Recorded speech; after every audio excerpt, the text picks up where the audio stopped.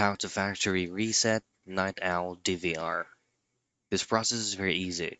Now, there's actually a bunch of specific methods for you to be able to reset your DVR. However, in this video, I'm going to just be showing you the common ones, which is only two.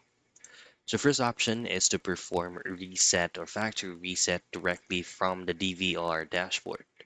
All you have to do is just simply go into the Night Owl DVR dashboard, go into settings, locate factory settings, and in there choose on reset, and it will ask for your password.